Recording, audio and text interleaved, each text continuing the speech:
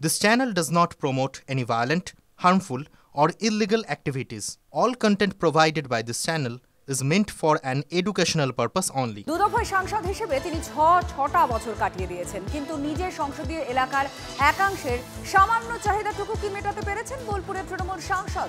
মানে রাস্তা ঠিক আছে কিনা, টিউবওয়েল আছে কিনা এলাকায়? পূর্ব বর্ধমানের আউশগ্রামে ঢুকতেই অসিত মালের সামনে অভিযোগের ঝুলি উপর করে ফেললেন বাসিন্দাদের একাংশ। কথা বলার এটা জায়গা নয়, এটা বলতে থাকেন অসিত পাশ কাটাতে চান, কিন্তু বাসিন্দারা বলছেন তাহলে কোথায় কথা বলবেন? স্যার আমাদের একটু দাবি আছে আপনাদের, মানে আউট দেওয়ার জন্য কি একটু আমাদের এইটাই দাবি, আমরা তো পাবো না আপনাকে।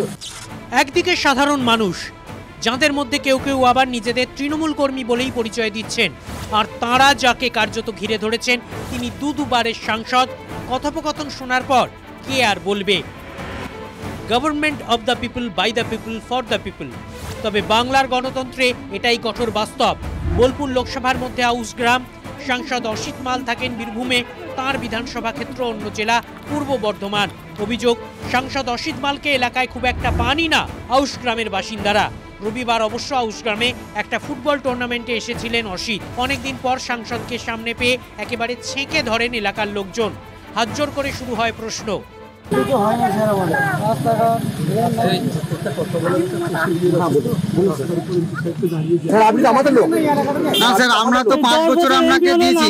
পরিস্থিতি হাতের বাইরে চলে যাচ্ছে দেখে একজনকে ভিডিও করতে নিষেধ করেন তৃণমূল সাংসদ। ততক্ষণে অবশ্য ভাইরাল হয়ে গিয়েছে সেই ভিডিও। তৃণমূল কর্মীরা বলেই ফেললেন, এত খেটে খুঁটে জেতানোর পর এটাই কি সাংসদের প্রতিদান?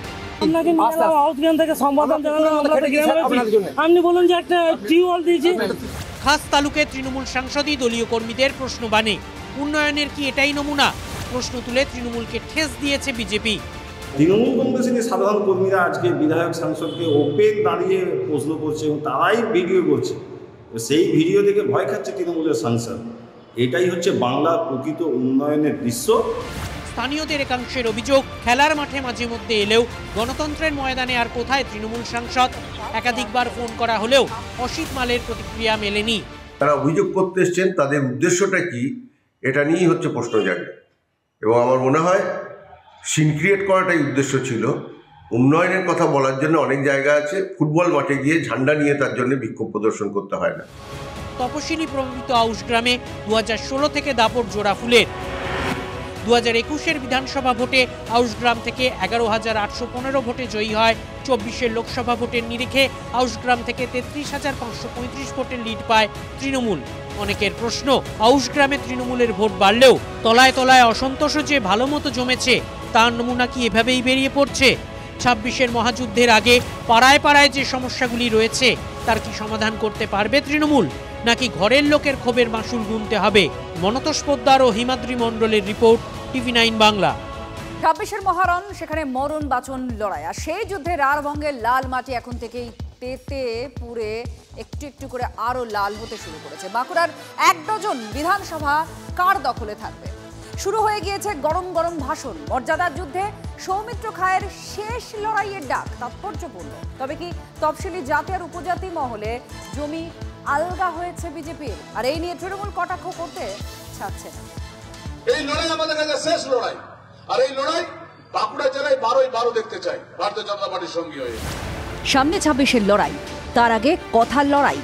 আগামী বিধানসভা ভোটে জঙ্গলমহলের জেলা বাঁকুড়ায় বাঁচা মরার লড়াইয়ের ডাক দিলেন বিষ্ণুপুরের বিজেপি সাংসদ সৌমিত্র খাঁ।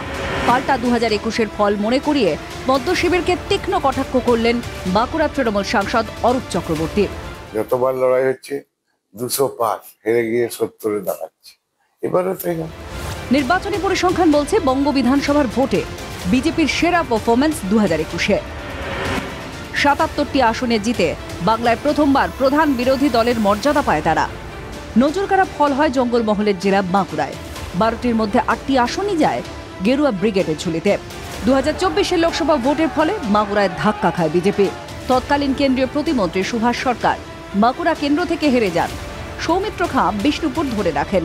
লোকসভার ফল অনুযায়ী এই মুহূর্তে বাঁকুড়ার 12টি বিধানসভার মধ্যে 7টিতে বিজেপি, 5টি আসনে তৃণমূল এগিয়ে আছে। ফলে 26-এর লড়াই যে হাড্ডাহাড্ডি হতে চলেছে তাতে কোনো সন্দেহ নেই। এইবার বিধানসভা আসছে, কোনো ভুল নয়। মুসলিম ভাইদেরকে বলবো, অনুরোধ করবো, আপনার ছেলে মেয়েটা বাইরে আছে, আমরা বাংলাদেশিদেরকে নিশ্চয়ই প্রশ্রয় দেবো না, কিন্তু নিশ্চিত হবে এখানে যে সমস্ত সনাতনী আছে তাদেরকে একটাই কথা বলবো, এই শেষ লড়াই আমাদের কাছে। বিভাজনের রাজনীতি, ধর্মের রাজনীতি করতে চাইছে, এটা বাংলার মানুষ পছন্দ করে না। সবাই ভোটার, সবাই ভোট দেবে, উৎসবের মেজাজে ভোট দেবে এবং তৃণমূল কংগ্রেসকে ভোট দেবে। জঙ্গলমহলে তফসিলি জাতি উপজাতির ভোট বড় ফ্যাক্টর। 2016-র পর থেকে জঙ্গলমহলে 3 জেলা ঝাড়গ্রাম, পুরুলিয়া, বাঁকুড়ায় আদিবাসী মহলে ছাপ ফেলেছিল পদ্ম। 2019-এর পরে 2021-এও তার ফসল ঘরে তুলতে পেরেছিল বিজেপি, কিন্তু 2024-এ মার্কশিটে পদ্মের মাটি আলগা হওয়ার ইঙ্গিত। ঝাড়গ্রাম, বাঁকুড়া হাতছাড়া।